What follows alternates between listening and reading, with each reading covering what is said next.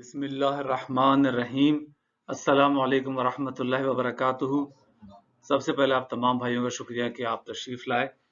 آج جیسا کہ آپ دیکھ رہے ہیں کہ ہمارا عنوان ہے مال کی محبت، مال کی بیجا محبت بلکہ کہا جائے تو زیادہ مناسب ہوگا۔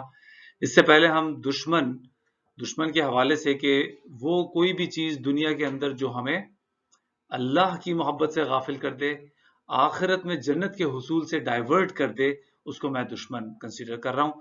اور دال سے دنیا، شین سے شیطان، میم سے مال اور نون سے نفس۔ اس میں ہم دنیا بھی پڑھ چکے ہیں، شیطان پہ بھی ہم نے کافی روشنی ڈال دی۔ آج ہم مال کے حوالے سے دیکھیں گے یہ کیسے ہمیں اللہ سے غافل کرتی ہے اور آخرت میں جنت کے حصول سے ہمیں روکتی ہے۔ ہم نے لاسٹ لیکچر جو پڑھا تھا، دیکھا تھا، وہ تھا دنیا کے اوپر، اور اس پہ ہم نے اختتام جو کیا تھا وہ سورہ توبہ کی یہ والی آیت تھی جس میں اللہ تعالیٰ فرماتے ہیں قُلْ إِنْ كَانَ آبَاؤُكُمْ وَأَبْنَاؤُكُمْ وَإِخْوَانُكُمْ وَأَزْوَاجُكُمْ وَعَشِيرَتُكُمْ وَأَمْوَالٌ اقْتَرَفْتُمُوهَا وَتِجَارَةٌ تَخْشَوْنَ كَسَادَهَا وَمَسَاكِنُ تَرْضَوْنَهَا أَحَبَّ إِلَيْكُمْ مِنَ اللَّهِ وَرَسُولِهِ وَجِهَادٍ فِي سَبِيلِهِ فَتَرَبَّصُوا حَتَّى يَأْتِيَ اللَّهُ بِأَمْرِهِ وَاللَّهُ لَا يَهْدِي الْقَوْمَ الْفَاسِقِينَ۔ اس کا مطلب کیا ہے؟ اللہ تعالیٰ فرماتے ہیں کہ اگر تمہیں محبت ہے، زیادہ محبت ہے اپنے باپوں سے، بیٹوں سے، بھائیوں سے، بیویوں سے، بیویوں کے لیے شوہروں سے، مطلب اسپاؤزز کی محبت، اور رشتے ناتے، جتنے قبیلے خاندان کی محبت، یہ جتنے بھی رشتے ناتے ہیں ان کی محبت، اور مال کی محبت، وہ کاروبار جو تم بڑی محنت سے لگاتے ہو، وہ گھر جو تم بڑی شان و شوکت سے محبت سے تیار کرتے ہو، ان چیزوں کی محبت اگر زیادہ ہو گئی ہے نسبتاً اللہ کی محبت، محمد صلی اللہ علیہ وآلہ وسلم کی محبت اور جہاد فی سبیل اللہ کی محبت سے، اگر یہ محبتیں کم ہو گئی ہیں اور یہ 8 محبتیں زیادہ ہو گئی ہیں تو اللہ کہتا ہے فتربصوا، چلے جاؤ، دفع ہو جاؤ، انتظار کرو، حتی یاتی اللہ بامری، کہ اللہ اپنا فیصلہ سنا دے، یعنی اللہ کا عذاب آ جائے۔ اللہ کا کوڑا، عذاب کا کوڑا تیار ہو رہا ہے تمہارے پہ برسنے کے لیے، چونکہ تم نے اللہ کو، محمد کو صلی اللہ علیہ وسلم اور جہاد کو پیچھے ڈال دیا اور ان چیزوں کو اپنے دل میں زیادہ جگہ دے دی۔ ہم یہیں سے شروعات کرتے ہیں۔ اسی طریقے کی ایک اور آیت آتی ہے سورہ آل عمران کی، آیت نمبر 14۔ اللہ تعالیٰ فرماتے ہیں زُيِّنَ لِلنَّاسِ حُبُّ الشَّهَوَاتِ مِنَ النِّسَاءِ وَالْبَنِينَ وَالْقَنَاطِيرِ الْمُقَنطَرَةِ مِنَ الذَّهَبِ وَالْفِضَّةِ وَالْخَيْلِ الْمُسَوَّمَةِ وَالْأَنْعَامِ وَالْحَرْثِ ذَلِكَ مَتَاعُ الْحَيَاةِ الدُّنْيَا وَاللَّهُ عِندَهُ حُسْنُ الْمَآبِ۔ اس کا مطلب کیا ہے؟ اللہ کہتا ہے زُيِّنَ لِلنَّاسِ، مزین کر دیا انسان کو، حب الشہوات، محبتوں، شہوات کی محبتوں سے انسان کی زندگی کو مزین کر دیا۔ وہ کیا ہے حب الشہوات؟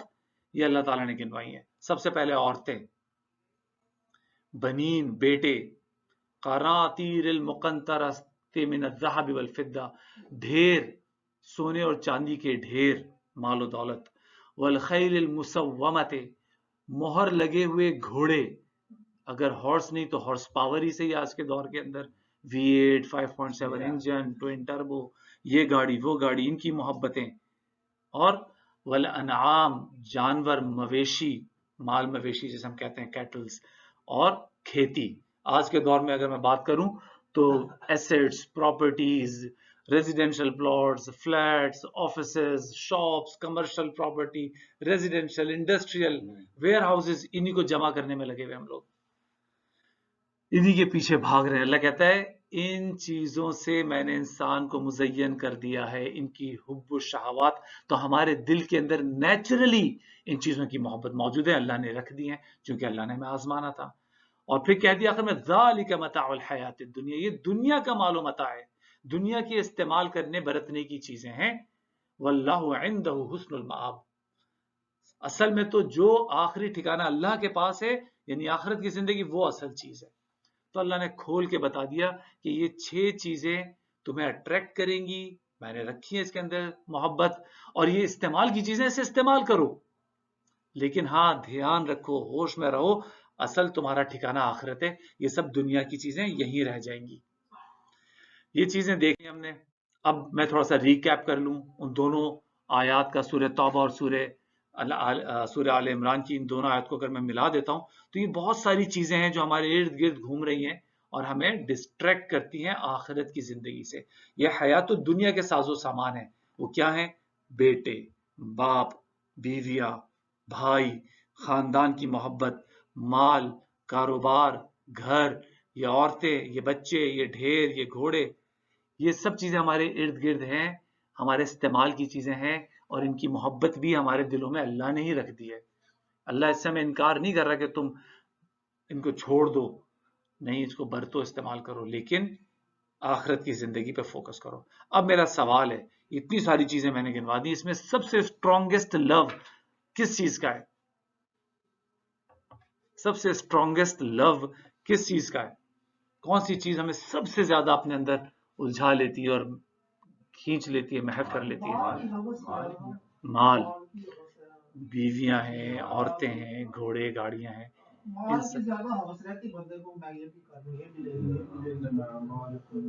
بالکل صحیح کہا آپ نے. جو ٹاپ کی چیز ہے، جو کہ ایپیکس پہ ہے، جو کہ سب سے زیادہ آپ کے دل میں جڑ پکڑ لیتی ہے، وہ ہے مال کی محبت. مال کی محبت. اور اس بات کو اللہ نے آگے چل کے بیان بھی کر دیا، وَتُحِبُّونَ الْمَالَ حُبًّا جَمًّا. تمہاری پرابلم یہ کہ تمہیں سب سے زیادہ محبت ہی مال سے. اب میں اس کو ثابت بھی کر دیتا ہوں کہ دوسری چیزوں سے زیادہ محبت مال کی ہوتی ہے. وہ اس طرح ماں باپ کی محبت ہم دعوے کرتے ہیں بڑے بڑے، لیکن آپ دیکھیں کتنے ہی ماں باپ، بوڑھے ماں باپ مر رہے ہیں، ایک گھونٹ پانی پلانے والا کوئی نہیں ہے. 6 8 پتہ نہیں کتنے کتنے بیٹے ہیں، سب ایکسپورٹ ہو گئے. کوئی امریکہ میں، کوئی کینیڈا میں، کوئی آسٹریلیا میں، کوئی سویڈن میں، کوئی سعودیہ میں ڈالر کما رہے ہیں، پیٹرو ڈالر کما رہے ہیں، اور ماں باپ کو پوچھنے والا، دیکھ ریکھ کرنے والا کوئی بھی نہیں ہے. کیوں؟ کیونکہ ڈالر چاہیے، ریال چاہیے، مال کی محبت. پھر کہتے ہیں کہ بھائیوں کی محبت. بھائی کا ہی سینے میں چھرا گھونپتا ہے یا کمر میں چھرا گھونپتا ہے جب کاروبار ساتھ کر رہے ہوتے ہیں، اس کا مال ہڑپ لوں، اس کا کاروبار پہ قبضہ کر لوں. کتنے ہی کیسز ہم دیکھتے ہیں. بہنوں کی محبت. جب ماں باپ مر جاتے ہیں تو بہنوں کی جائیداد ہڑپ لیتے، وراثت میں حصہ نہیں دیتے. کتنے صبح و شام کے قصے کہانیاں ہیں. بیویوں کی محبت. جب مفلسی گھر کے اندر داخل ہوتی ہے تو بیوی ہو کہ کوئی بھی، اس کی محبت گھر سے دفان دور ہو جاتی ہے، جھگڑے، لڑائی، فساد شروع ہو جاتا ہے. اور جس دن یہ مال آ جاتا ہے تو وہ بیوی جس سے بڑی محبت تھی، اب حوث پیدا ہو جاتی ہے کہ دوسری بیوی لے آؤں، تیسری بیوی لے آؤں، اسی عیش و عشرت میں زندگی گزاروں. چونکہ اب مال آ گیا ہے، اسے ایک بیوی، وہ پرانی بیوی اچھی نہیں لگتی جو کبھی بہت حور پری لگتی تھی، آج اور چاہیے، اس سے بھی زیادہ چاہیے. تو یہ ساری چیزیں پھیکی پڑ جاتی ہے جب آ جاتی ہے بات مال کی محبت کی. کوئی کہے گا اولاد کی محبت. لوگ اپنے بچے بیچ دیتے ہیں اس مال کی خاطر. جب وارز ہوتی ہیں دنیاؤں میں، آپ دیکھتے ہیں، میں کسی اسپیسیفک کنٹری کا نام نہیں لے رہا، لیکن بارڈر پہ آ کے لوگ اپنے بچے بیچ کے جاتے ہیں. اسٹوری یہ سناتے ہیں کہ بھئی ان کو کھانے کو پلانے کو نہیں ہے تو آپ لے جائیں گے تو پھر وہاں اچھا کھا لے گا پی لے گا، لیکن اس کے بدلے میں پیسہ لیتے ہیں. مال کے بدلے ہی بیچے نا بیٹے یا بیٹیاں. یہ تو میں ایک اچھی مثال دے دی، ورنہ لوگ اپنی بیٹیاں بیچ دیتے ہیں اس مال کے لیے. کتنی کیسز ہم سنتے رہتے ہیں، دیکھتے رہتے ہیں. تو مطلب انسان اس مال کی محبت میں، اس حوث میں، مال جمع کرنے کی دھن میں دیوانہ، پاگل، وحشی ہو جاتا ہے. کچھ نہیں دیکھتا، نہ باپ، نہ بیٹی، نہ ماں، نہ بھائی، سارے رشتے قربان. اور بس پھر اسی حوث میں کہ گھر ہو، گاڑی ہو، چیزوں، اس مال سے میں یہ عیاشیاں پوری کروں. تو یہ مال ایک بہت خطرناک چیز بھی ہے، لیکن ہاں یہ بہت بڑی بلیسنگ بھی ہے. یہ اللہ کا بڑا فضل ہے جن کو اللہ نے دیا ہے. اس کا صحیح استعمال کریں، حلال طریقے سے کمائیں اور حلال طریقے پہ خرچ کریں، تو اللہ کی بڑی نعمت ہے. اس سے آپ اپنی آخرت بھی بنا سکتے ہیں. لیکن ہاں اس سے بیجا محبت، اس کے پیچھے پاگلوں کی طرح بھاگنا، یہ ایک مصیبت بن جاتی ہے. پھر جیسے کہ سورہ فجر میں اللہ نے ڈائگنوز کر دیا، بیماری بتا دی کہ ان ساری محبتوں میں سب سے بڑی محبت کیا ہے؟ وَتُحِبُّونَ الْمَالَ حُبًّا جَمًّا. بس جمع کرنا ہے، مال جمع کرنا ہے، اور چاہیے اور چاہیے. مال سے سب سے زیادہ محبت ہے. قرآن کیا میسج ہمیں دیتا ہے؟ قرآن کا آپ ڈیٹیل اسٹڈی کریں، غور و فکر کریں، تو پہلا تو یہی ہے کہ بھئی توحید کس کے مضبوطی سے پکڑنی ہے، اللہ کی توحید. یہاں گڑبڑ ہوئی تو پھر گئی آپ کی ساری زندگی. قرآن میں اللہ کہہ دیتا ہے ان الشرک لظلم عظیم. ایک جگہ کہہ دیتا ہے وَمَن يُشْرِكْ بِاللَّهِ فَكَأَنَّمَا خَرَّ مِنَ السَّمَاءِ. پہلی آیت کا مطلب یہ کہ سب سے بڑا ظلم شرک ہے، اور دوسری آیت کا مطلب ہے کہ جس نے شرک کیا اس کو اللہ نے آسمان سے زمین پہ منہ کے بل دے مارا. تو شرک تو معاف نہیں ہوگا اگر آپ نے دنیا میں اس کی توبہ نہیں کی. تو قرآن میں شرک پہ بڑا توحید پہ بڑا فوکس ہے اور شرک کی نفی ہے. یہ اس کی فلپ سائڈ ہے. اور آپ دیکھ لیں کلمہ ہمارا لا الہ الا اللہ، پہلے شرک کی نفی کرنی ہے پھر توحید کا بیان کرنا ہے. لیکن اس کے بعد کس چیز سے بار بار ریپیٹیٹیولی اللہ نے ہمیں ڈرایا ہے، سمجھایا ہے، ہوشیار کیا ہے. وہ کیا ہے؟ وہ ہے دنیا پرستی. اس سے بچنا ہے. حیات الدنیا، اتنی بار یہ ورڈ آیا ہے قرآن میں، بار بار آپ کو ریپیٹیٹیولی ملے گا، حیات الدنیا، حیات الدنیا. اس دنیا کی زندگی ہے یہ، اس میں مت دھوکے میں رہ جانا، متاع الغرور ہے. اس دنیا پرستی میں مت پڑ جانا، یہ تمہیں دھوکہ دے گی. اور پھر اس کے بعد اس دنیا کی تمام محبتوں میں سب سے زیادہ محبت کس چیز کی؟ مال کی محبت. دنیا کی محبت، اس میں بہت ساری محبت ہے، اس میں ٹاپ کی محبت مال کی محبت. یہ ہے سب سے بڑا مسئلہ. یہ وہ بیماری ہے، کینسر جیسی بیماری ہے، جب لگ جاتی ہے تو قبر تک پیچھا نہیں چھوڑتی، موت کے گھاٹ ہی اتارتی ہے. اور ایک شعر آ گیا بڑا اچھا، شاعر فرماتا ہے، کہتے ہیں دنیا نے تیری یاد سے بیگانہ کر دیا، دنیا نے تیری یاد سے بیگانہ کر دیا، تجھ سے بھی دل فریب ہیں غم روزگار کے. میں نے کہا نا جب گھر میں مفلسی آتی ہے تو ساری محبتیں کھڑکی دروازے سے باہر چلی جاتی ہیں، لڑائی جھگڑے فساد ہو جاتے ہیں. اس لیے مال کمانا بھی ضروری ہے. وہ جو حدیث ہے کہ فقر کفر تک لے جاتا ہے. اس لیے میں یہ نہیں کہہ رہا کہ آپ نوکری چھوڑ دیں، جاب چھوڑ دیں، بزنس چھوڑ دیں، کام کرنا چھوڑ دیں. آپ یہ سب اپنی ذمہ داریاں پوری کرنی ہے، اولاد ہے ان کی ذمہ داریاں نبھانی ہے، تو کمانا تو پڑے گا، لیکن ہاں اس کی بیجا محبت سے بچے. اس کا ہونا ضروری ہے اور اس کا صحیح استعمال اس سے زیادہ ضروری ہے. اس کا کوئک ریمیڈی جو اللہ قرآن میں ہمیں دیتا ہے، سورہ آل عمران میں اللہ کہتا ہے لن تنالوا البر حتی تنفقوا مما تحبون، کہ تم نیکی کی جڑ تک، بنیاد تک پہنچ ہی نہیں سکتے جب تک اپنی محبوب ترین چیز میں سے خرچ کرو. اچھا جب اللہ نے یہاں مال کا ذکر نہیں کیا لیکن کہہ دیا محبوب ترین چیز میں سے، تو دنیا کی جتنی بھی میں نے چیزیں آپ کو گنوائی تھیں اس میں سے کسی چیز کو محبوب نہیں رکھنا. تو کس کو رکھنا ہے؟ اللہ کو رکھنا ہے. اللہ کو سب سے زیادہ محبوب رکھنا ہے. اور جب لگے کہ مجھے اس چیز سے زیادہ محبت ہو رہی ہے، یہ چیز کی محبت میرے دل میں دماغ میں زیادہ جڑ پکڑ رہی ہے، مجھے اس کی ایڈکشن ہو رہی ہے، تو اس کو اللہ کی راہ میں صدقہ کر دیں، اللہ کی راہ میں قربان کر دیں، اپنے دل کی کلینزنگ کر دیں. اسی لیے کہتے ہیں مال نکالو، مال نکالو، مال نکالو. زکوٰۃ کو تو کہا ہی گیا کہ یہ تو گندگی ہے جو تم اپنے مال سے نکال دیتے ہو، مال پاک ہو جاتا ہے. تو اس سے کلینزنگ ہوگی آپ کی جب آپ یہ ان چیزوں کی محبت کو کم کریں گے. اور پھر کس کی محبت کو بڑھانا ہے؟ لا مطلوب الا اللہ، لا مقصود الا اللہ، لا محبوب الا اللہ. باقی ساری محبتیں اس کے نیچے، باپ سے بھی محبت کریں، ماں سے بھی کریں، بیوی بچوں سے بھی کریں، گھر سے، گاڑی سے، گھوڑے سے، گھڑی سے، یہ سب چیزیں آپ کی ضرورت کی ہیں، اس کو ضرورت کی حد تک رکھیں اور جس کا جو ڈیو رسپیکٹ بنتی ہے وہ دیں. لیکن اللہ کی محبت کے بعد سب سے اوپر اللہ، پھر محمد صلی اللہ علیہ وآلہ وسلم، اور پھر اپنی صلاحیتیں، اپنا وقت، اپنا مال، ہر چیز اللہ کی راہ میں لگا دیں، یعنی کہ جہاد فی سبیل اللہ. اور ہاں باقی دنیا کو برتیں، انجوائے بھی کریں، جو حلال تفریحات ہیں وہ ساری کریں، اس سے کوئی نہیں روکتا. لیکن ہاں ٹاپ پہ اللہ، لا مطلوب الا اللہ، لا مقصود الا اللہ، لا محبوب الا اللہ. اللہ کو حسد ہوتی ہے جب کوئی لا خدا سے زیادہ محبت کرتا ہے. یہی تو شرک ہوتا ہے. آپ نے اللہ کو پیچھے کر دیا، ماں کو آگے کر دیا، باپ کو اوپر کر دیا، بیوی بچوں کو پہلے لے آئے، ان کی ناجائز، ان کی غلط خواہشات پوری کرنے کو نیکی سمجھ رہے ہیں. یہی تو دھوکہ دیتا ہے شیطان. آپ نے تو اللہ کی ہر بات ماننی تھی، آپ نے تو وہ مقام جو اللہ کو دینا تھا، ان کی ماں باپ کی، بیوی بچوں کی یا دوست یا احباب کی ناجائز خواہشات پوری کر کے آپ نے وہ مقام تو اللہ کو دے دیا کہ وہ اللہ کے خلاف حکم دے رہے ہیں اور آپ وہ کام کر رہے ہیں. وہ کوئی بھی حکم، کوئی بھی بات کسی کی بھی ہو، جب اللہ اور اس رسول کے احکام سے ٹکرائے اس کو چھوڑ دو. حضرت کعب رضی اللہ تعالیٰ عنہ فرماتے ہیں، رسول اللہ سے روایت ہے، رسول اللہ صلی اللہ علیہ وسلم فرماتے ہیں کہ ہر امت کے لیے کوئی نہ کوئی فتنہ ہے، اور میری امت کا فتنہ مال ہے. اچھا فتنہ کا مطلب کیا ہوتا ہے؟ ٹیسٹ، ٹرائل، جس چیز سے آپ کو چیک کیا جائے اس کو فتنہ کہتے ہیں. تو مال سے اللہ آزماتا ہے، قرآن مجید میں ایک اور جگہ اللہ کہتا ہے میں تمہیں دے کے آزماتا ہوں، میں تم سے لے کے آزماتا ہوں، اور جو دے کے آزماتا ہوں یہ زیادہ بڑی آزمائش ہے۔ جب لیتا ہے، مال لیتا ہے یا کوئی نعمتیں چھن جاتی ہیں تو آٹومیٹیکلی اللہ ہی اللہ یاد آتا ہے۔ ابو جہل کا بیٹا اکرما جب بھاگ رہا تھا اپنی جان بچانے کے لیے، جب سمندر میں طوفان میں پھنس گیا تو دیکھا سب اللہ کو یاد کر رہے ہیں، تو اس نے کہا میں کس سے بچ کے جا رہا ہوں، مشکل پریشانی میں تو اللہ ہی یاد آتا ہے۔ لیکن بڑی آزمائش کیا ہے؟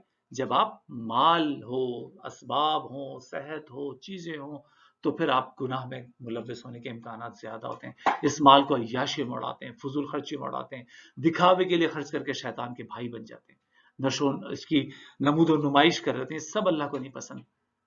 مال کو اس کے صحیح مقام پہ صحیح جگہ خرچ کریں، جو جیسا کہ اللہ نے بتایا۔ تو اس طریقے سے مال ایک آزمائش ہے اور نعمت بھی ہے، ساتھ میں بلیسنگ بھی ہے۔ ایک اور حدیث اس سے ملتی جلتی آتی ہے، فتنہ مال کو بھی کہا اور ایک اور چیز کو بھی کہا۔ کس چیز کو کہا فتنہ؟ ایک اور کون سی چیز ہے جس کو رسول اللہ، بالکل وہ بھی اپنی جگہ ہے۔ اس حدیث میں جو صحیح بخاری کی میں نے آپ کے سامنے رکھی ہے، وہاں رسول اللہ صلی اللہ علیہ وسلم نے فرمایا کہ میں اپنے چلے جانے کے بعد، چونکہ جب ایک رسول ہو کہ نبی ہو کہ باپ ہو، جب جا رہا ہوتا ہے کہیں سے کہیں سفر پہ کہیں، تو بچوں کو نصیحت کر کے جاتا ہے میں جا رہا ہوں تو دروازہ لاک رکھنا، ہر کسی کی گھنٹی بجانے پہ دروازہ نہ کھول دینا، گیس کو آف رکھنا، باہر مت جانا رات میں، وغیرہ وغیرہ، تو نصیحتیں کر کے جاتا ہے۔ تو رسول اللہ صلی اللہ علیہ وسلم کے پیچھے بھی ایک بڑی امت تھی، ان کے صحابی تھے، ان کے بھائی عزیز و اقارب تھے، ان کو بھی وہ جاتے ہوئے نصیحت کر کے جا رہے کہ میرے چلے جانے کے بعد تمہارے لیے ایک بہت بڑا امتحان جو ہوگا وہ ہے عورت، جو سب سے بڑا ٹیسٹ ہوگا وہ ہے عورت۔ اب ہو سکتا ہے میری یہ بات کسی کو بری لگ جائے، بات یہ ہے کہ بات ہے رسوائی کی، حدیث ہے، اس کا حق تو ادا کرنا پڑے گا، بیان تو کرنا پڑے گا۔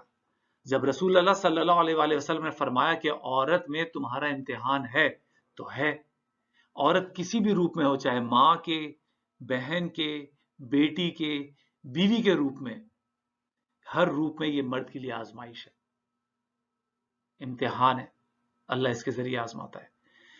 اچھا، دونوں باتیں ہیں، ایک طرف رسول اللہ صلی اللہ علیہ وسلم نے فرمایا کہ مجھے تمہاری دنیا کی چند ہی چیزیں اچھی لگیں، خوشبو اچھی لگی، عورت اچھی لگی، اور ہاں قرۃ عینی فی الصلاۃ، میری آنکھوں کی ٹھنڈک نماز میں، تو عورت کو پسند کیا ہے۔ نکاح کہا ہے میری سنت ہے، اس کو جو نہیں کرے گا وہ مجھ میں سے نہیں، ہم میں سے نہیں۔ تو عورت کو بڑا مقام دیا ہے۔ جب پوچھا کہ آپ کو سب سے زیادہ کس سے محبت ہے تو کہا عائشہ رضی اللہ تعالی عنہا سے۔ تو عورت کو بڑا مقام ماں کا، بیوی کا، خیرکم خیر لأہلہ، تو میں بہترین شخص ہوئے جو اپنے اہل و عیال کے ساتھ اچھا ہے۔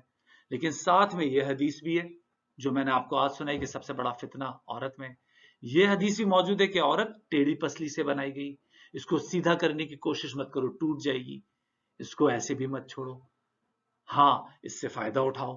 تو یہ سب چیزیں احادیث ہیں ہمارے لیے موجود، تو اس سے ہمیں محتاط رہنے کی ضرورت ہے، چاہے وہ کسی بھی رشتے میں ہو، سب سے اوپر اللہ، باقی ساری محبتیں بعد میں۔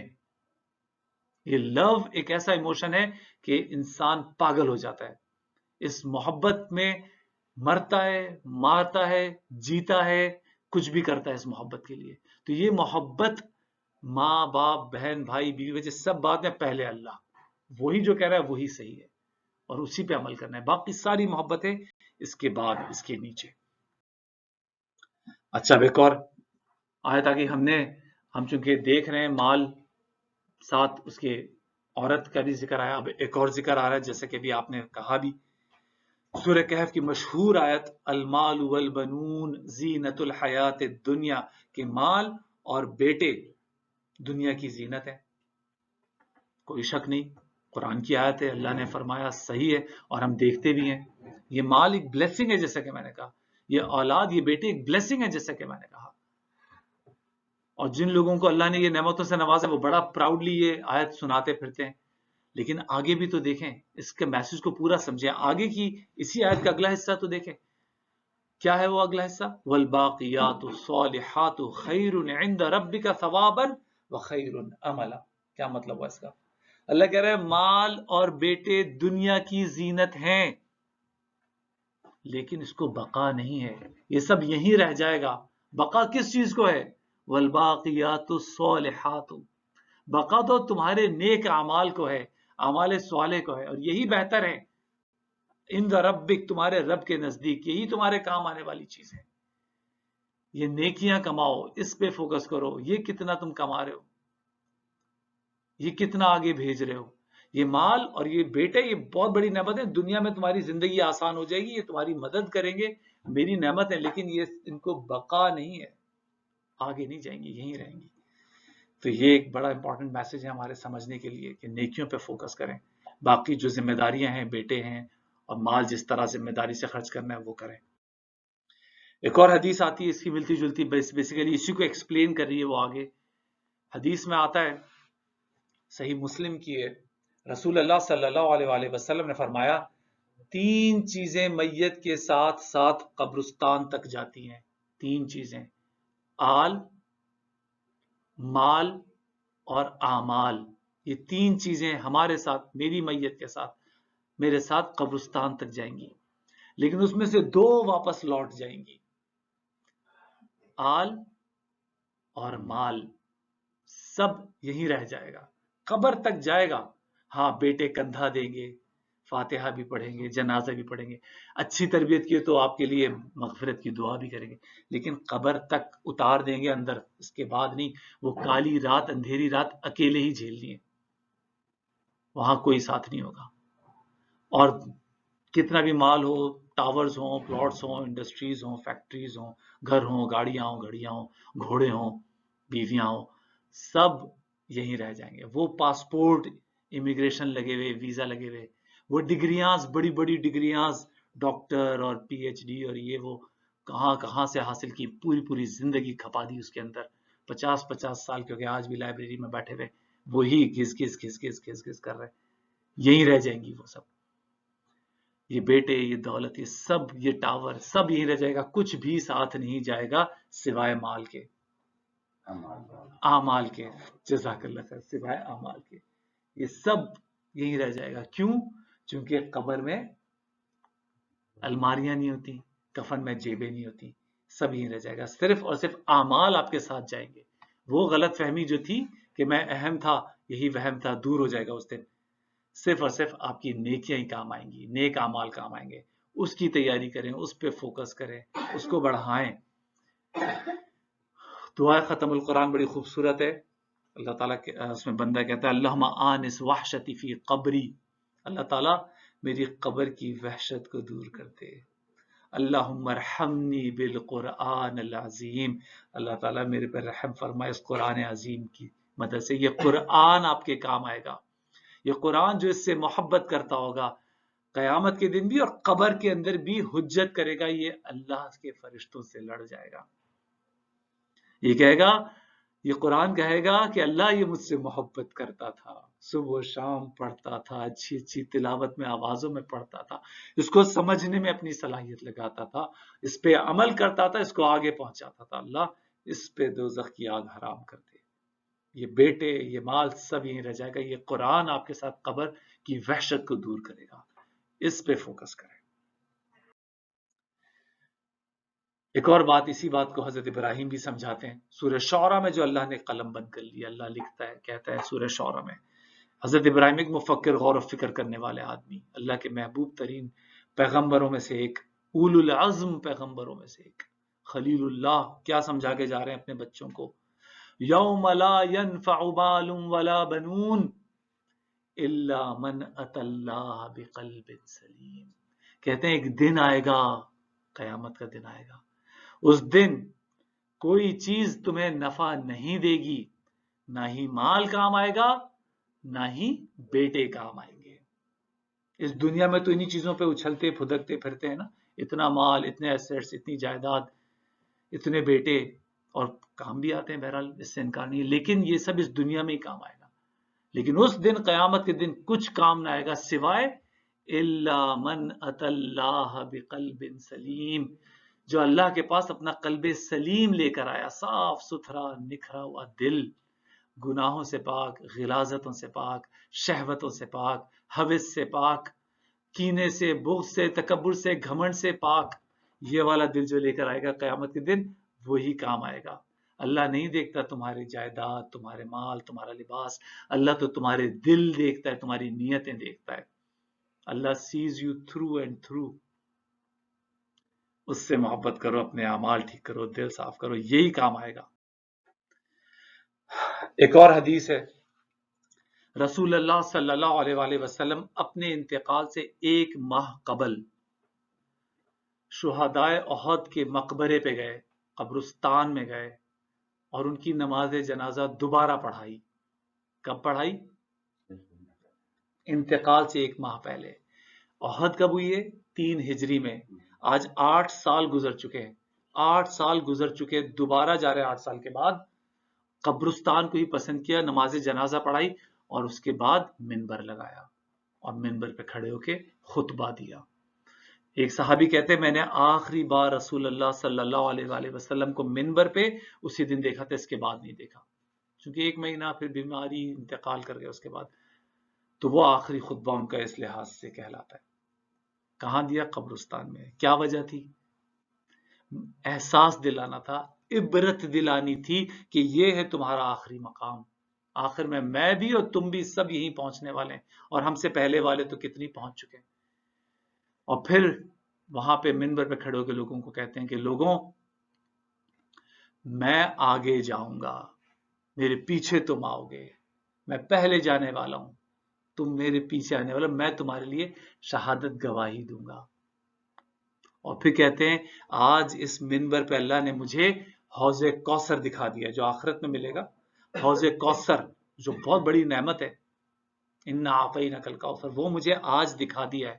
یعنی آخرت کی زندگی، دنیا بھی میرے قبضے میں اللہ نے مجھے عطا کر دی ہے. اور دوسری طرف مفاتیح الارض، زمین کے تمام خزانے کنجیاں بھی میرے ہاتھ میں دیتی ہیں.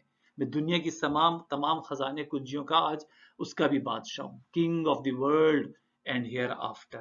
دونوں چیزیں میرے پاس ہیں. لیکن جانا مجھے اس قبرستان نہیں ہے. انجام میرا یہ ہوگا.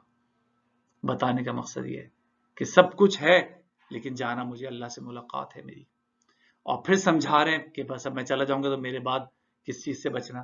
تو وہ یہی کہہ رہے ہیں کہ مجھے اپنے جانے کے بعد اس بات کی فکر نہیں ہے کہ تم دوبارہ بت پرستی کرو گے. مطلب میں اپنے لفظوں میں کہہ رہا ہوں، رسول اللہ صلی اللہ علیہ وسلم کا اپنی تربیت پہ اتنا بھروسہ تھا، اتنی اچھی تربیت کر دی تھی، اتنا ایلیویٹ کر دیا تھا ان کو کہ ان کو پتا تھا اب یہ پتھروں کو جا کے ماتھا نہیں ٹیکیں گے. مجھے شرک کی فکر نہیں ہے تمہاری طرف سے. فکر اگر مجھے ہے تو اس بات کی کہ تم دنیا کی ہرس میں گرفتار ہو جاؤ گے.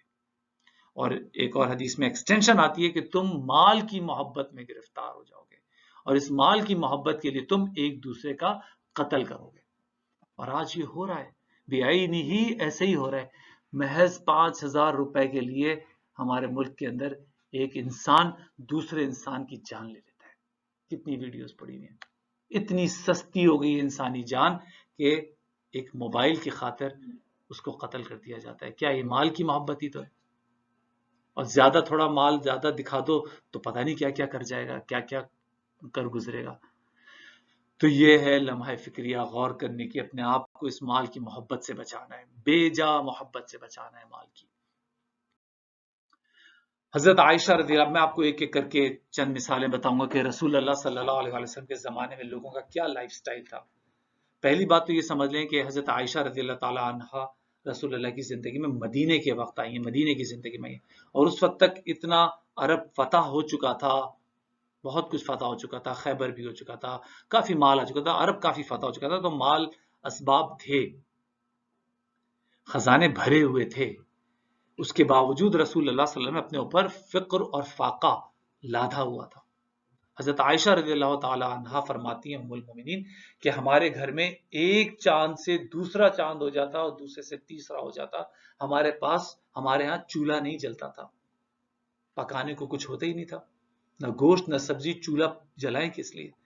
ہمارا گزارا صرف 2 کالی چیزوں پہ ہوتا تھا، کھجوریں اور ایک میٹھا پیالہ پانی کا، بس.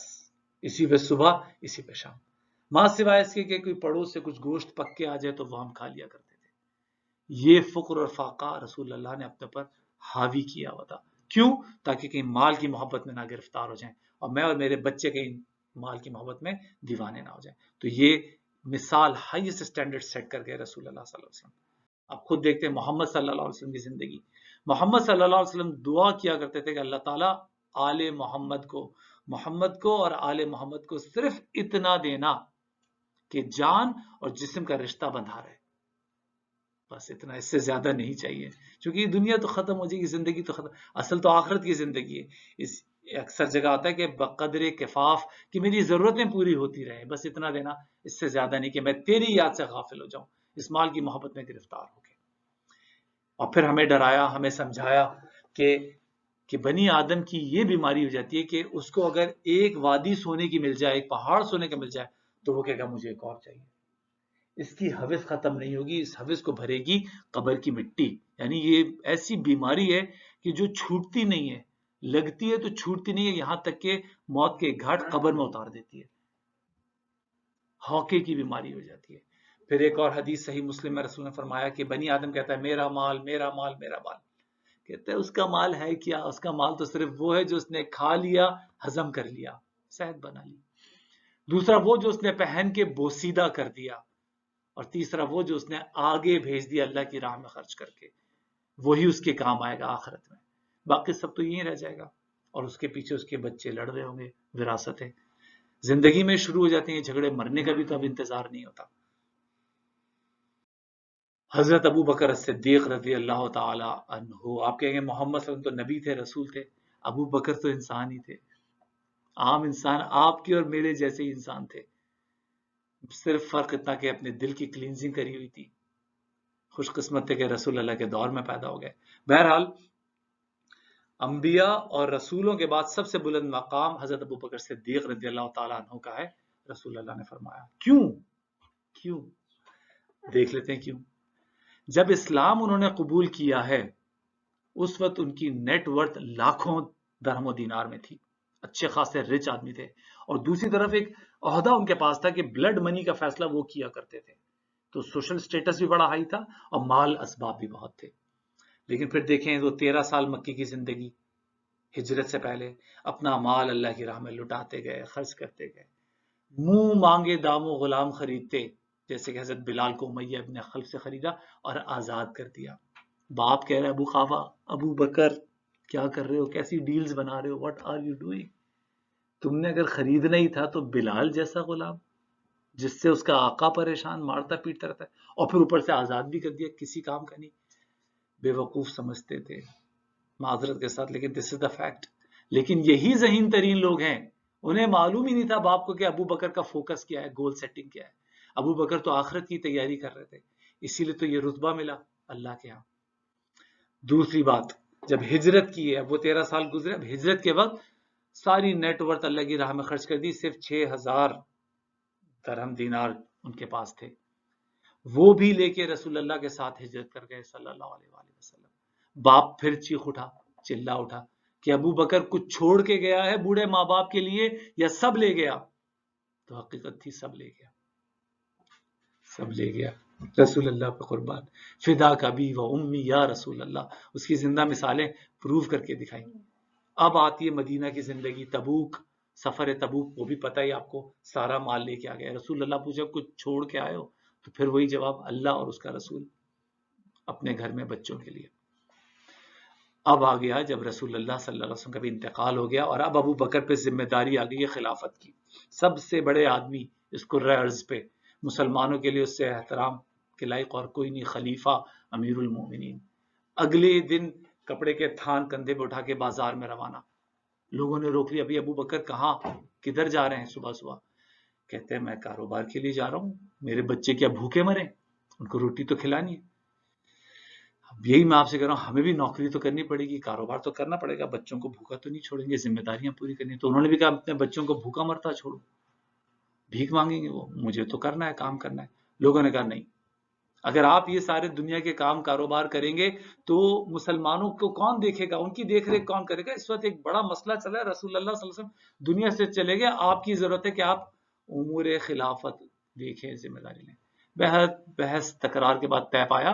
ابو بکر نے کہا ہاں ٹھیک ہے، میں صرف اتنا لوں گا جتنا ایک مزدور کی مزدوری ہوتی ہے. لوویسٹ ڈیلی ویجز پہ تیار ہوئے. کون؟ King of the Islamic state. King تو نہیں کہنا چاہیے، خلیفہ، لیکن سب سے بڑا عہدہ. اور اس وقت کئی فتوحات ہو چکی تھی، مال تھا، لیکن کہا نہیں، اس دنیا کے چکر میں پڑنا ہی نہیں ہے، فوکس تو آخرت کا. اور دیکھیں اس کا ریٹرن آن انویسٹمنٹ اللہ نے کتنا دیا، کہ آج آپ اور میں جب مدینہ جاتے ہیں، بلکہ پوری دنیا سے جب مسلمان آتے ہیں، رسول اللہ کو سلام کرتے ہیں تو ابو بکر صدیق کو بھی سلام کرتے ہیں، اس کے بعد حضرت عمر رضی اللہ تعالیٰ عنہ کو سلام کرتے ہیں. اب دیکھ لیتے ہیں حضرت عمر کا رویہ. حضرت عمر کا تو مزاج ہی کچھ اور تھا. ابو بکر نے تو چلے زمانے جاہلیت میں بھی شرک نہ کیا، گناہوں سے بچے. عمر تو مختلف آدمی تھے، بالکل مختلف آدمی تھے. میں اور آپ تو شاید سوچ بھی نہ سکے کس طریقے کے ان کی ایکٹیویٹیز تھیں. لیکن جب اسلام قبول کیا تو سب کچھ لگا دیا اللہ کی راہ میں.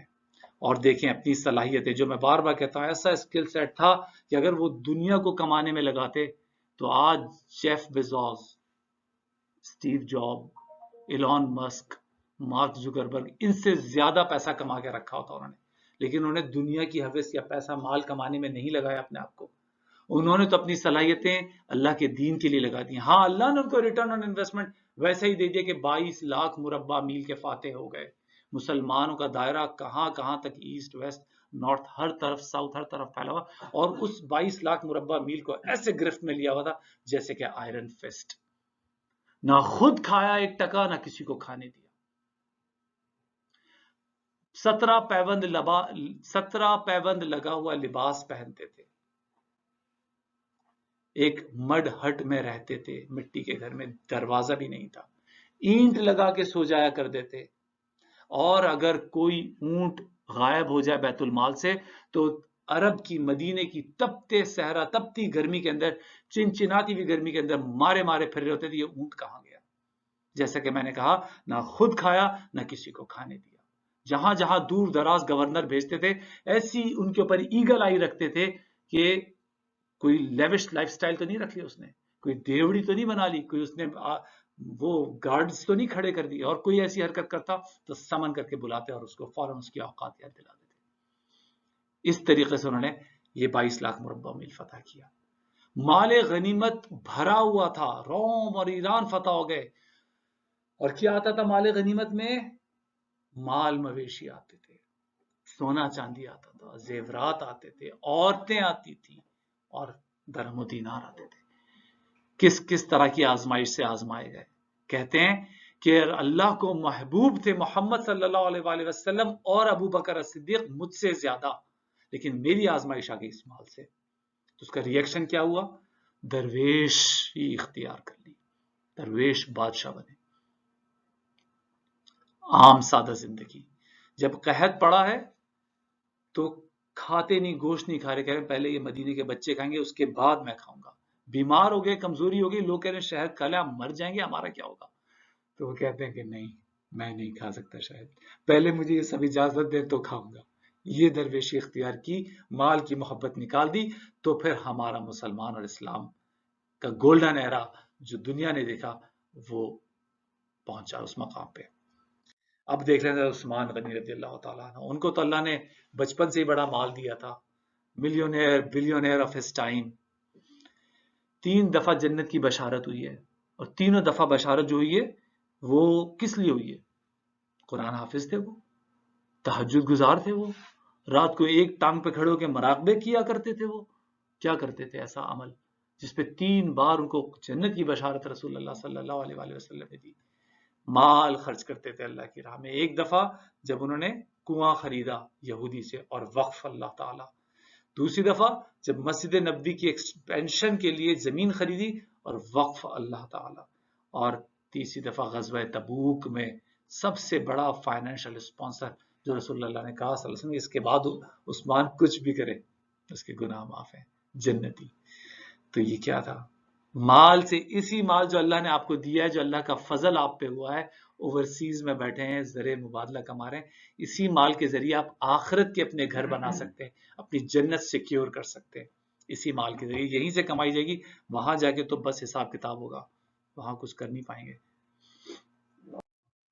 حضرت علی رضی اللہ تعالیٰ عنہ، ان کے پاس تو مال تھا ہی نہیں، ساری زندگی فقر و فاقہ میں گزاری. ان کے پاس تو اتنے پیسے نہیں تھے کہ اپنی شادی اپنے خرچے پہ کر پاتے. پتہ ہی آپ کو. تو بتانے کا مقصد یہ کہ یہ مال کوئی اتنی اہم چیز نہیں ہے جس کے پیچھے آدمی اندھا دھند بھاگے. وہ تو ہی was known for his bravery, شجاعت، ان کی حکمت فہم. حضرت عمر کہتے ہیں لولا علی ہلاک عمر، اگر علی نہ ہوتا عمر ہلاک ہو جاتا. چونکہ وہ جو 22 لاکھ مربع میل کی جو گورننس تھی، جو ڈسپلن تھا، جو اسٹیٹس کی جو چیزیں تھیں، وہ حضرت علی سنبھالا کرتے تھے حضرت عمر کے دور میں. لولا علی ہلاک عمر. پیسہ ویسا نہیں تھا ان کے پاس. پیسے کی تو بھوک اور ہوس اس دور میں سینچری میں آ کے شروع ہوئی ہے.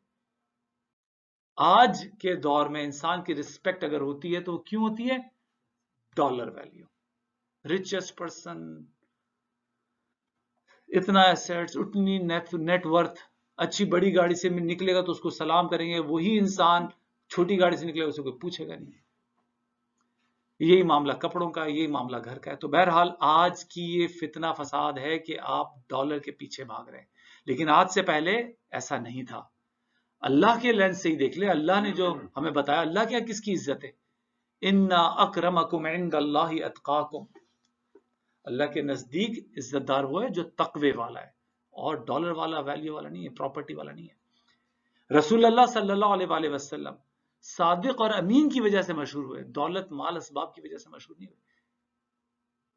صادق اور امین، یہ ہے آپ کی ویلیوز. ابو بکر صدیق صداقت کی وجہ سے مشہور ہوئے، پہلے اسلام لانے والے. یہ تھی ویلیوز، یہ چیزوں سے انسان کو عزت ملتی تھی، شہرت ملتی تھی. عمر ابن الخطاب اپنے عدل کی وجہ سے مشہور ہوئے. وہ جو فارس سے آیا تھا ایک ایمبیسڈر آ کے، جو حضرت عمر سے، میں قصہ شارٹ کر کے بتا رہا ہوں، اس نے یہ کہا کہ عمر تم اتنے سکون سے جو اینٹ لگا کے یہاں صحرا میں سو رہے ہو، ہمارے بادشاہ نہیں سو سکتے. کیوں؟ وہ مخملی گدوں میں، وہ محلوں میں چوکیدار گارڈ رکھے، تب بھی ان کو نیند نہیں آتی. کیوں؟ کیونکہ وہ عدل نہیں کرتے. عمر تم عدل کرتے ہو. عدل فاروق. عثمان غنی کیوں مشہور تھے؟ سخاوت کی وجہ سے. اس لیے نہیں کہ مالدار تھے، اس لیے کہ مال خرچ کرتے تھے. یہ سمجھنے کی ضرورت ہے. عزت کرنی ہے تو اس کی کرو جو مال اللہ کی راہ میں خرچ کرتا ہے. مال جمع کر کے بیٹھا ہے وہ نہیں. وہ سخاوت سے مشہور تھے، اپنی شرم و حیا سے مشہور تھے. علی کی شجاعت مشہور تھی، فہم فراز فلاسفر تھے، وہ مشہوریت تھی. ان چیزوں سے، علم سے عزت کریں آپ ان کی. حاتم طائی سخاوت سے مشہور تھا. حکیم لقمان اپنی حکمت سے مشہور تھے. پیسہ ویسا تو یہ آج کی فضولیات ہیں جس میں ہم پڑھ کے گمراہ ہو گئے. مالدار جو اللہ کو غافل ہو جائے اللہ کی یاد سے، اس کے لیے تو رسول اللہ نے بد دعا کی، تعسا عبد الدینار عبد الدرہم. جو اللہ کی یاد سے غافل ہو جائے اس کے لیے تو بد دعا ہے. ہاں جو خرچ کر رہا ہے وہ صحیح کام ہے، وہ قابل احترام ہے. ایک نالج چیک کر لیتے ہیں جلدی سے، ٹائم کم رہ گیا ہمارے پاس. ہم نے کیا سیکھا اب تک؟ ان تین چیزوں میں سے کیا چیز ہے ہمیں؟ آل، مال یا اعمال؟ اعمال. بالکل صحیح. اب کیا کریں اس آل کا اور مال کا؟ اگر کسی کو اللہ نے دے دیا ہے یہ فضل، کیا کریں؟ اس آل کو، اولاد کی ایسی تربیت کریں کہ آپ کے لیے صدقہ جاریہ بنے، آپ کے مرنے کے بعد بھی وہ نیک عمل کرتے رہیں کہ کروٹ کروٹ جنت نصیب ہو آپ کو. مال اللہ نے دیا تو اس کو حصول جنت، آخرت کے لیے خرچ کریں، آخرت بنانے کے لیے مال کو لگائیں، جیسے عثمان لگائیں. نفاق کیا ہوتا ہے؟ ہپوکریسی، ڈبل فیسڈ، دو منہ والا. اس کا علاج کیا ہے؟ ٹریٹمنٹ کیا ہے؟ بہت آسان ہے، الف لگا دیں. انفاق، اللہ کی راہ میں خرچ کریں، کلینزنگ کریں، نکال دیں اس مال کی محبت کو. اور اللہ نے وعدہ کیا میں لوٹا دوں گا. کہیں کہتا ہے تجارتاً لن تبور، کہیں کہتا ہے قرض حسنا، اور کہیں کہتا ہے تم 1 2 میں 7 70 700 گنا دوں گا، یا اس سے بھی زیادہ. وجود زن سے ہے تصویر کائنات میں رنگ. اقبال کا بڑا مشہور شعر ہے، اس کا پہلا مصرع. کون کون ایگری کرتا ہے اس سے؟ وجود زن سے ہے تصویر کائنات میں رنگ. کون کرتا ہے ایگری؟ سب کرتے ہیں. اچھا اس بات سے کون ایگری کرتا ہے؟ وجود زن سے ہے تصویر کائنات میں جنگ. یہ بھی سب ایگری کرتے ہیں. میں بھی یہ دونوں باتوں پہ بلیو کرتا ہوں، چونکہ احادیث ہمیں یہ دونوں باتیں ہی بتاتی ہیں. تو بیلنس رکھنا بڑا ضروری ہے. پرابلمز ہم نے دیکھ لیے ہیں، ٹھیک ہے. سولوشن بھی جلدی سے دیکھ لیتے ہیں. سولوشن یہی ہے، لن تنالوا البر حتى تنفقوا مما تحبون وما تنفقوا من شيء فإن الله به عليم. کہ جب تک تم نیک خرچ نہیں کرو گے محبوب چیز میں سے، تم نیکی کی جڑ تک یا ڈیپتھ تک نہیں پہنچ سکتے. اور جو تم خرچ کرو گے اللہ کو خوب معلوم ہے۔ یہ اس لیے بتا دیا کہ کوئی شخص یہ ظاہر کرے کہ بھئی میرے پرانے کپڑے جوتے جو دل سے اتر گئے وہ دے دی اللہ کی راہ میں، اور سمجھ رہے ہیں کہ حاتم طائی کی قبر کو لات مار دی، تو اللہ کے ساتھ مت کھیلو، اللہ کو ڈوج مت کرو۔ اللہ کو معلوم ہے کہ تم کس نیت کے ساتھ کر رہے ہو، اگر صحیح کر رہے ہو تو بھی معلوم ہے۔ تو یہ اس آیت کو میں اس طرح ایکسپلین کرتا ہوں کہ اگر آپ صرف ساری محبتیں آپ کے پیٹ میں اور دل میں دماغ میں بھری ہوئی ہے اور اللہ بعد میں پیچھے ہے، تو آپ سرفیس پہ فلوٹ کر رہے ہیں۔ ڈیپ جانا ہے تو سنورکلنگ کریں، اندر جا کے آپ یہ محبتیں نکالیں، صرف اللہ کی محبت رکھیں تو سب نظر آئے گا آپ کو۔ جب یہ آیت آئی ہے لن تنالوا البر حتى تنفقوا مما تحبون، یا پھر ومن يقرض الله قرضا حسنا، اب یہ جب آیات آئی ہیں تو لوگ تو ان کو صرف پڑھ کے گزر نہیں جاتے تھے بلکہ امپلیمنٹ کرتے تھے، اور لوگوں کی کیفیت اس دور میں یہ تھی جو آج ہماری کیفیت ہوتی ہے نا، ہر 5 منٹ بعد چیک کرنا کوئی میسج تو نہیں آیا، کوئی فون تو نہیں آیا، انسٹا پہ، ٹویٹر پہ، واٹس ایپ پہ، فیس بک پہ ساری اپڈیٹس ہمیں چیک کرنی ہے ہر 5 منٹ بعد۔ یا اس سے 20 سال پہلے لوگ جب گھر واپس آتے تھے پوچھتے تھے میرا کوئی فون تو نہیں آیا، آنسرنگ مشین پہ لپکتے تھے جا کے سب سے پہلے، ہاتھ منہ بھی بعد میں دھوئیں گے، پہلے دیکھیں گے کوئی مسڈ کال یا کال بیک یا آنسر مشین۔ یہ رسول اللہ کے زمانے میں لوگ کیا کرتے تھے، جب گھر آتے تھے کام کاروبار سے تو پوچھتے تھے بیوی سے کوئی خبر ملی، کوئی نئی آیت تو نہیں آئی، کوئی نئی بات تو نہیں ہے، اللہ کی طرف سے کوئی کلام حکم تو نہیں آیا۔ تو جب یہ آیت آئی ہے تو لوگ تو اب پریشان ہو گئے اور ڈھونڈنے لگے کہ ہم کس طریقے سے اپنی محبتیں اللہ کے لیے پیور کرتے ہیں۔ تو ایک صحابی کے بارے میں آتا ہے کہ ان کے پاس ایک بہت خوبصورت گھوڑا تھا، وہ آگے وہ گھوڑا لے کے رسول اللہ صلی اللہ علیہ وسلم کے پاس کہتے ہیں یا رسول اللہ یہ میرا بہترین متاع ہے، I love it, I just simply love it، اور میں اس کو اللہ کے راہ میں صدقہ کرنا چاہتا ہوں۔ اتنی خوبصورت چیز، رسول نے کہا کہ تم اس کو اپنے بیٹے کو دے دو، یہ نہیں کہا کہ اس کو غریب کو، بھکاری کو، فقیر کو دے دو، وہ اس کو کھلائے بھی نہیں اور بھوکا مار دے اور ستیہ ناش کر دے اس کا۔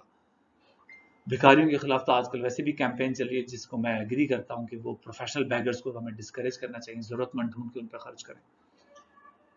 اس طریقے سے ایک اور صحابی، ان کے پاس ایک بہت ہی خوبصورت باغ تھا، مدینے کے خوبصورت ترین باغوں میں سے ایک باغ برہا کہلاتا تھا، بالکل رسول اللہ علیہ وسلم کی مسجد کے بالکل ایڈجسنٹ، سمجھ لیں کہ مسجد فیسنگ، حرم ویو کے ساتھ، اور اس کے اندر گھنے درخت تھے، پام ٹریز، اتنا خوبصورت وہ انوائرمنٹ، کولنگ ایفیکٹ لاتے تھے، چھاؤں وغیرہ بڑا خوبصورت، اور اس کے اندر وہ ایک کنواں بھی تھا، برہا وہ باغ تھا، اس کے اندر 3 چیزیں تھیں، ایک تو لوکیشن بڑی پرائم تھی، پھر باغ اس کے درخت بڑے خوبصورت اچھے، کھجور بڑی اچھی چھاؤں کے ساتھ، اور وہاں کا میٹھا پانی رسول اللہ صلی اللہ علیہ وسلم کو بھی بہت پسند تھا۔ وہ آ گئے کہتے ہیں یا رسول اللہ علیہ وسلم میرے پاس اس سے اچھی چیز اور کوئی نہیں ہے، اور اگر میں چھپا سکتا ہوتا تو چھپا لیتا، لیکن وہ آیت تھی نا اللہ کو سب معلوم ہے، اللہ تو سب جانتا ہے، کہتے ہیں اگر میں چھپا سکتا ہوتا تو میں اس کو چھپا جاتا، لیکن میں اس کو اب صدقہ کرنا چاہتا ہوں اللہ کے لیے۔ رسول اللہ نے کیا کہا بتائیں ذرا، میں آپ کو حکمت تک پہنچانا چاہ رہا ہوں۔ یہ کہا کہ بانٹ دو بھکاریوں میں، فقیروں میں، کیا کہا؟ دے دو اللہ کی راہ میں۔ اللہ نے کہا اس کو تم اپنے عزیز و اقارب رشتہ داروں میں بانٹ دو، اپنے دل سے اس کی محبت نکال دو، don't keep it as your favourite thing, Allah should be the most favourite, لیکن ہاں تم اس کو ایسے ناقدروں کے حوالے بھی نہ کرو، اپنے بچوں کو دے دو، بیوی کو دے دو، عزیز و اقارب بھائیوں کو دے دو، ان سے تمہیں اور محبت ملے گی، ان کے بھی دل دور ہو جائیں گے۔ بہرحال یہ ہے حکمت ہے، اسی لیے دیکھیں یہ فائنینشیل ورشپ اتنی امپورٹنٹ ہے کہ zakat is one of the 5 pillars of Islam. اگر یہ زکوٰۃ 2.5% نہیں دے رہے تو کئی سبسکرپشن آپ مسلمان کہلانے کے لائق نہیں۔ حضرت ابوبکر صدیق نے بڑی سختی سے جہاد کیا ہے، ہاں اس کے اوور اینڈ ابو بھی کرنا ہے، صدقہ خیرات بھی کرنا ہے۔ اب میرے خیال ہے ٹائم ہو گیا، ہم اس کو یہیں روک لیتے ہیں۔ اگر ہیں 2-5 منٹ آپ کہتے ہیں، چلے میں 2 منٹ لے لیتا ہوں۔ اچھا اب سوال یہ پیدا ہوتا ہے کہ ہم کیا خرچ کریں گے، اتنا خوبصورت ہے ہمارا اسلام دین، اس کو پڑھیں تو آپ کو کوئی بے وقوف نہیں بنا سکتا۔ اللہ تعالیٰ سے پوچھتے ہیں وہ آ کے، رسول اللہ سے پوچھتے ہیں وَيَسْأَلُونَكَ مَاذَا يُنْفِقُونَ، وہ پوچھتے ہیں آپ سے ہم کیا خرچ کریں۔ اللہ فرماتا ہے قُلِ الْعَفْوَ، جو بھی تمہاری ضرورت سے زیادہ ہے۔ اللہ آپ کو بھکاری نہیں کرنا چاہتا، اللہ آپ کو کنگال نہیں کرنا چاہتا، اللہ آپ کو نہیں چاہتا آپ دست دراز کریں۔ پتہ لگا میرے پاس جو مال دولت تھا میں نے لٹا دیا اور اب میں بھکاری بن گیا۔ قرآن میں ایک جگہ آتا ہے اتنا بھی ہاتھ نہ کھول دو کہ تم خود غریب ہو جاؤ، اور اتنا بھی ہاتھ نہ روک لو گردن سے باندھو کہ تم بخیل ہو جاؤ. تو ایک میانہ روی کے ساتھ اپنی ضرورتیں پوری کرو، اپنے بیوی بچے اپنے ماں باپ سب کو دیکھنے کے بعد جو چیز ایکسس ہے اس کو لٹا، اس کو اللہ کی راہ میں لگا دو. ہاں اپنی ضرورتیں بھی بڑھانے کی ضرورت نہیں کہ عیاشیوں میں پڑ گئے، ضرورت پوری کرو، منیمائز کرو. ایک اور حدیث قرآن کی سورہ بقرہ کی آیت ہے یسألونک ماذا ينفقون، وہ پوچھتے ہیں آپ سے کہ ہم کیا خرچ کریں، کیا خرچ کریں. قل ما انفقتم من خیر فللوالدین، آپ کے مال کا جو بہترین مصرف ہے، جو اولین حقدار ہے وہ آپ کے والدین ہیں. پتہ لگا میں تو پتہ نہیں کہاں کا خرچے کر رہا ہوں، ماں باپ میرے ترس رہے. ہاں ان کی بھی عیاشیاں نہیں، یہ بھی آپ کو پھر غلط چکروں میں نہ ڈال دیں، فضولیات میں اور عیاشی میں نہ ڈال دیں. ان کی بیسک نیڈز اعلیٰ پیمانے پہ پوری کریں، بیسک نیڈز اعلیٰ پیمانے پہ پوری کریں. یہ ڈیزرو کرتے ہیں آپ کے مال کا بہترین حقدار، اولین حقدار. 3 بار کہا ماں ماں ماں، پھر باپ. ایک لڑکے کو پکڑ کے گریبان سے کہا تو اور تیرا مال تیرے باپ کا ہے، تو اور تیرا مال تیرے باپ کا ہے. ٹھیک ہے، تو اس طرح تربیت کریں اولاد کی، اور اپنی اب رول ماڈل بننا ہے، صرف باتیں کرنی نہیں ہے، رول ماڈل بننا ہے. پھر اس کے بعد والاقربین، گھر میں اپنے عزیز و اقارب رشتہ داروں پہ کریں، دسترخوان وسیع کریں. گھر میں دیکھیں کوئی یتیم تو نہیں ہے، خاندان کا یتیم کا پہلا حق ہے، خاندان کے یتیم کا پہلا حق ہے. مساکین، اب آپ کہیں گے یہاں میں نے کوٹ پینٹ والے کی تصویر لگا دی، کیا میں مساکین رہا ہوں؟ یہاں تو ایک کشکول پکڑے ہوئے ایک بڈھا ہوتا، ہاتھ میں چھڑی ہوتی، کشکول ہاتھ میں ہوتی، کپڑے پھٹے ہوئے ہوتے، وہ ہوتا نہیں. یہ صحیح ڈیفینیشن ہے مسکین کی. وہ تو فقیر کی ڈیفینیشن ہے، جو مانگتا ہے آپ سے لپٹ چپٹ کے، وہ فقیر ہے، اس کو بھی دینا ہے. لیکن مسکین، اس آیت تو مسکین کو پہلے رکھ دیا اللہ نے، فقیر کا ذکر ہی نہیں کیا. ہاں آگے فقیر کا بھی ذکر ہے. اس کو دیکھیں، یہ بیچارہ جو وائٹ کالر ہے، عزت نفس کی حفاظت کر رہا ہے، اپنی عزت نفس کی خاطر ہاتھ نہیں پھیلا رہا. ڈھونڈو ان کو اپنے گھروں میں، خاندانوں میں، اپنے بھائیوں میں، بہنوں میں. مت انتظار کرو کہ جب وہ بھیک مانگے تب دو گے ان کو ذلیل کر کے. پہلے ان کی ضرورتیں پوری کرو، اور صرف ضرورتیں نہیں، ان کی شوق بھی پورے کرو. قرآن میں اللہ کہتا ہے ان کے شوق بھی پورے کرو. یہ حقدار ہے، تمہیں اللہ نے دیا ہے، تمہیں اس شاخ سے بنایا ہے. پہلے حقدار تمہارے گھر والے ہیں. Charity begins at home. پھر آ جاتا ہے وابن السبیل، مسافروں پہ خرچ کرو. وما تفعلون من خیر فإن اللہ بہ علیم. اور اس کے علاوہ تم جو خرچ کرو اللہ کو معلوم ہے، اللہ سب دیکھ رہا ہے، سب دیکھ رہا ہے. بہرحال یہ مصارف زکوٰۃ ہیں. سورہ توبہ کی آیت انما الصدقات للفقراء والمساکین والعاملین علیہا والمؤلفۃ قلوبہم وفی الرقاب والغارمین وفی السبیل وابن السبیل فریضۃ من اللہ. فقیر، مسکین، عاملین زکوٰۃ، مؤلفۃ قلوب، رقاب جس کی گردن پھنسی ہوئی ہو، جو قرضے میں ڈوبا ہوا ہو، اور اللہ کی راہ میں، اور مسافر پہ. اب کس لوگوں پہ آپ رشک کر سکتے ہیں؟ صرف 2 لوگوں سے امپریس ہونا ہے، کسی سے امپریس نہیں ہونا، صرف 2 لوگوں سے. ایک وہ جس کو مال دیا ہو، جو خرچ اللہ کی راہ میں، صرف یہ نہیں کہ مال جمع کیا ہو، جو خرچ کرتا ہو اللہ کی راہ میں، وہ ہے قابل رشک. اور دوسرا وہ جس کو علم دیا ہو اور وہ اللہ کی راہ میں صبح و شام لگا رہا ہو. وہ شخص بڑا خوش قسمت ہے جس کی صبح ہوئی اور اس اپنے فیملی میں ہے، گھر میں، خاندان، قوم میں ہے، اور صحت بھی ہے اس کے پاس، اور اس دن کا رزق اس کے پاس ہے، 1 day sufficient. تو وہ بہت خوش قسمت ہے، پوری دنیا اس کے لیے سمیٹ دی گئی، زیادہ حوث کی ضرورت نہیں ہے. اور ایک اور حدیث میں آتا ہے کہ 3 چیزیں اللہ کی آپ نے اطاعت فرما برداری اختیار کر لی، مسلمان ہو گئے، اور آپ کے پاس بیسک نیڈز موجود ہیں، گھر ہے، کھانا ہے، اور کپڑے ہیں. اور تیسرا آپ کو قناعت جو بھی دیا اللہ تیرا شکر ہے، وہ خوش قسمت ترین انسان ہے. وآخر الدعوانا الحمدللہ.